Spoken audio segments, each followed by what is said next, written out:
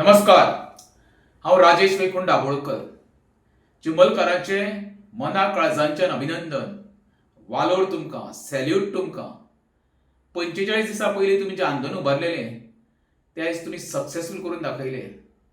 संपूर्ण गोंयचे जनतेक तुमी धडो घालून दिलो. जेन्ना जेन्ना गाकूयत उठटा तेन्ना बऱ्या बऱ्यांची फुट्टा हांव सदांच म्हणटालो. आतां गाकूयत म्हणजे कोण? गावडे, कुणबी, धनगर आनी वेळीप हे खरे गोंयकार, आमचे नीज गोंयकार. आयज तेंच्यांनी दाखोवन दिलें आपल्यो तर जमिनी वांटोवपाक जाय, राखोवन दवरपाक जाय जाल्यार एकठांय येवपाक जाय, तेन्नाच गांवचें सौंदर्य टिकून उरतलें. नाल्यार हे पळय स्वार्थी राजकारणी आसा जो विनाश करपाक फुडें सरला गोंयकारांचो आनी जमनींचो, तांकां थारो दिवपाक जायना. आयज चिंबलकारांनी जें दाखोवन दिलां तें हांव आमच्या वेरेंच्या लोकांक सांगता, न्हिदल्या पळय ते जागे जाया. आयज वेरेंचो गांव हेंच्यांनी काबार केलो.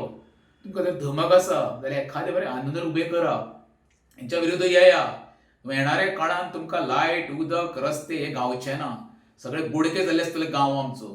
जी आमचो रेज मागूस फोर्ट हो निसर्गान नटलेलो अख्ख्या संवसारभर फेमस आसलो, त्या गांवची कशी सौंदर्य नश्ट करपाचे पळय एकमेव कार्यक्रम सद्याचे राजकारणी आनी स्थानीक पंचायतींनी एक विडो घेतलेलो आसा, ताका विरोध करा. आयज चिंबलकारांनी केलां पळय रेज मागूसच्या गांवच्या लोकांनी करून दाखोवचें.